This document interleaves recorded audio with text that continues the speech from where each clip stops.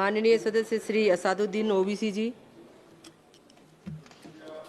मोहतरमा चेयरमैन साहिबा, मैं शुरुआत में अपनी तरफ से ताज़ियत पेश करना चाहूँगा उन 26 लोगों को जिनका नाम पूछकर और मुसलमान नहीं होने के नाते पर उनको गोली मारकर कत्ल कर दिया गया। मैं ताज़ियत पेश करना चाहूँगा मौलाना इकबाल को, जो पूंछ के मदरसुल ज़ियाउल उलूम के मुदर्रिस थे, उस 5 साला लड़की मरियम को जिसको पाकिस्तान की शेलिंग में उसका पेट फट गया। मैं ताज़ियत पेश करना चाहूँगा मैडम जैन अली और उर्वा फातिमा, इन दो जुड़वा भाई बहनों को जिनकी उम्र 14 साल थी। लांस नायक दिनेश कुमार को, बीएसएफ के सब इंस्पेक्टर मोहम्मद इम्तियाज को। मैं शुक्रिया अदा करना चाहूँगा कश्मीर की आवाम का कि उन्होंने पहलगाम के वाक़े के बाद मस्जिदों से ऐलान किया मजम्मत का, बगैर किसी के बोलने पर रोड पर निकलकर उन्होंने पाकिस्तान से आए हुए दहशतगर्दों की मजम्मत की। मैं मुबारकबाद देता हूं हमारी मुसल्लह अफवाज को कि उन्होंने एक अजीम कुर्बानी पेश की और बहादुरी के साथ ऑपरेशन सिंदूर में भारत को कामयाबी दिलाई। मैं मुसल्लह अफवाज ने पहले 9 दहशतगर्द ठिकानों पर उनको निशाना बनाया और सबसे मेरी नज़र में जो दहशतगर्दी के दिल पर हमला हुआ वो भावलपुर का था और 6 एयरफील्ड, 3 हैंगर और 2 रनवेज को हमने तबाह किया। बाद में ऑपरेशन सिंदूर की कामयाबी की एक अहम वजह यह थी मैडम कि मुल्क में इत्तेहाद और इत्तेफाक पैदा हो गया था, एक यूफोरिया पैदा हो गया था, मगर अफसोस कि हुकूमत ने उसका फ़ायदा नहीं उठाया।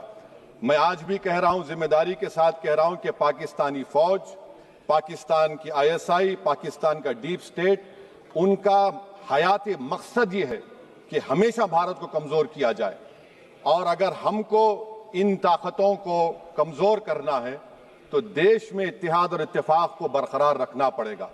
अगर हम बुलडोज़र के ज़रिए या फिर लिसानी जबर के ज़रिए या मजहबी फ़िरका परस्ती के ज़रिए अक़लियतों को निशाना बनाएंगे तो हम खुदा ना खास्ता उन पड़ोसी मुल्क के दहशतगर्द तंजीमों को कहीं कामयाब ना हो जाए।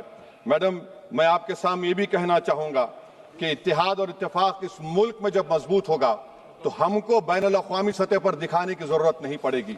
मैं आपकी तरफ से हुकूमत से चंद सवालात करना चाहूँगा कि वज़ीर आज़म ने कहा कि खून और पानी एक साथ नहीं बह सकते, आतंकवाद और बातचीत एक साथ नहीं हो सकती।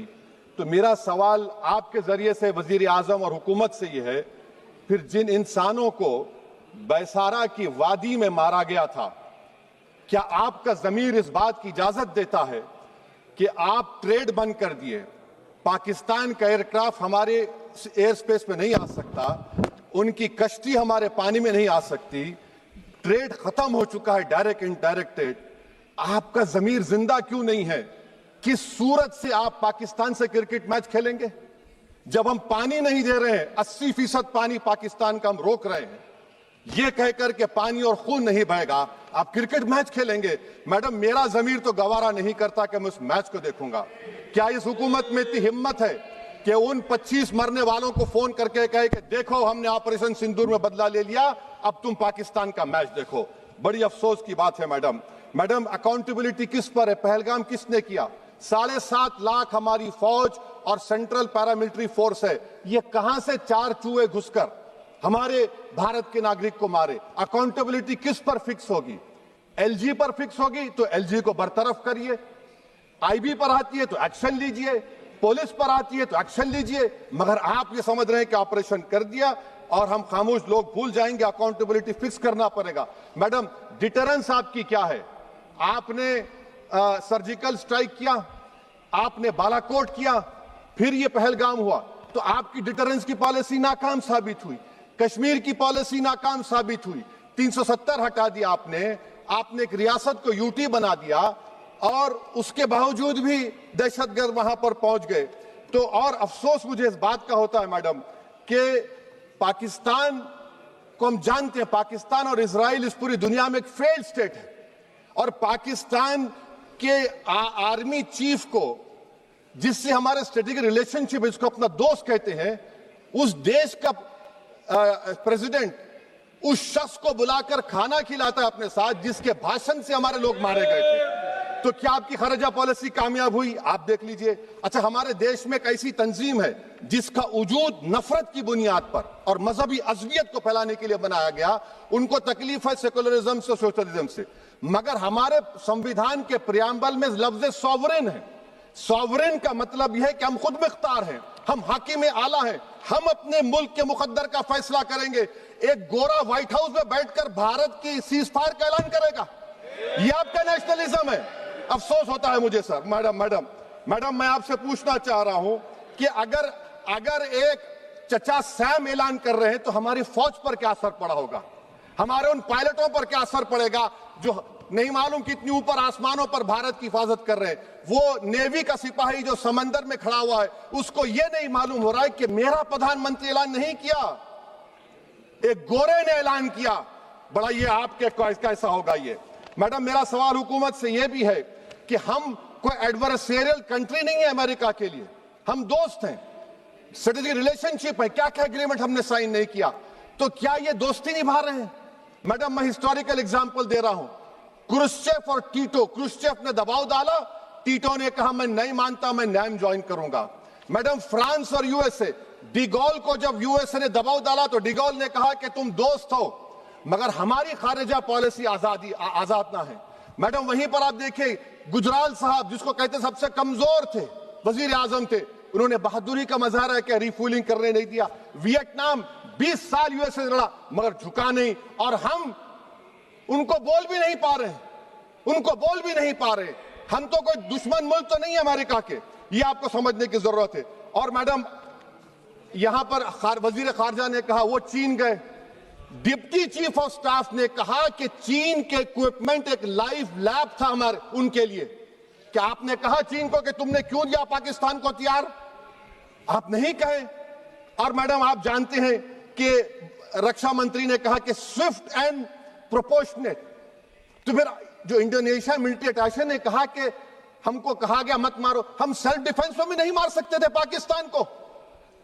और अगर आप ट्रंप के बयान को गलत कह रहे हैं कि 5 एयरक्राफ्ट नहीं गिरे, मैं यकीन करता हूं आपकी बात का, आप हमारे पायलट्स को कमेंट करिए ना, हमारे पायलट्स को कमेंट करिए कि हम अपने पायलट्स की तारीफ करते हैं, आप वो भी नहीं करना चाहते। मैं हुकूमत से जानना चाहता हूं मैडम कि क्या फ्रांस ने हमको सोर्स कोड नहीं दिया जिसकी वजह से हमारे एयरक्राफ्ट को क्या नुकसान हुआ? अब मुस्तकबिल में आप हथियार खरीदेंगे तो क्या आप सोर्स कोड हासिल करेंगे? और मैडम मैं आपको बताना चाह रहा हूं, मेरे सवाल का जवाब हुकूमत दे, हमारे पास सैंक्शन जो स्क्वाड्रन है 42 है, 60 साल के बाद सिर्फ 29 काम कर रहे हैं। पाकिस्तान के पास 25 हैं, चीन के पास 50 से ज्यादा हैं। 11 साल से आप सरकार में हैं, सबमरीन नहीं है, थर्ड एयरक्राफ्ट कैरियर कहां पर है आप बताइए।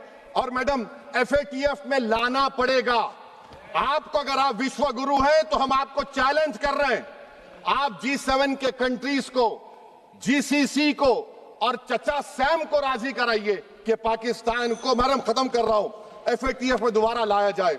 मैडम ऑल पार्टी मीटिंग हुई, देखिए कितना कॉन्ट्रडिक्शन है केंद्र सरकार में और स्टेट सरकार में। ऑल पार्टी मीटिंग में मैं था, केंद्र सरकार ने कहा कि नहीं बैसारन मिडोस पर तो कोई जा ही नहीं सकता, जून से पहले इजाजत लेना पड़ेगा। बाद में हमको मालूम हुआ कि साल भर खुला रहता मिडोस सिवाय बारिश और स्नो के। ये कॉन्ट्रडिक्शन है केंद्र सरकार में। वहां पे मैं हुकूमत से मुतालबा करता हूं मैडम आपके जरिए से कि कौमी सिक्योरिटी को, नेशनल सिक्योरिटी को, खारिजा पॉलिसी को, फॉरेन पॉलिसी को राजनीति का मुद्दा मत बनाइए, राजनीति का मुद्दा मत बनाइए। ये हमारे मुल्क में मुफाद होगा, हमारे मुल्क के इत्तेहाद और एकजुटती को आप एक वोट का जरिया मत बनाइए। और मैं एक आखिरी बात पूछ रहा हूं मैडम, क्या चीन ने हमसे कहा था कि सीज फायर कर लो? और कैसे पाकिस्तान ने हमारे पायलट्स की बातों को सुना कि हमारा कम्युनिकेशन एनक्रिप्ट नहीं है?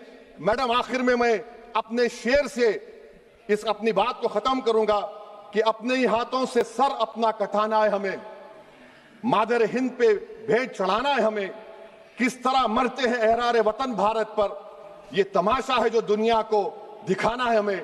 ये मैं भारत की उस बहादुर फौज के नाम पे करता हूं, मुसल्ह फौज के नाम पे करता हूं। ये शेर कहने वाला कोई बीजेपी का नहीं था, ये शेर कहने वाले का नाम शेर था, शहीद अशफाकुल्लाह। मैं फिर से हुकूमत से कह रहा हूं, पाकिस्तान टेररिज्म करेगा, आप तैयार हो जाइए। आप चीन से मोहब्बत, कितना इम्बैलेंस हुआ ट्रेड का, कितना इम्बैलेंस हो रहा है चीन से।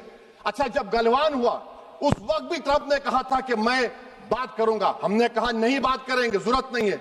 आज ट्रंप हमारे से पहले बोलता है इज्जत नफ्स भी कोई चीज होती है। इख्तिदार में कोई यहां रहेगा, कोई वहां रहेगा, मगर इख्तिदार में इकबाल होना चाहिए। बदबख्ती की बात यह है कि आपने इकबाल को खो दिया। बहुत बहुत शुक्रिया।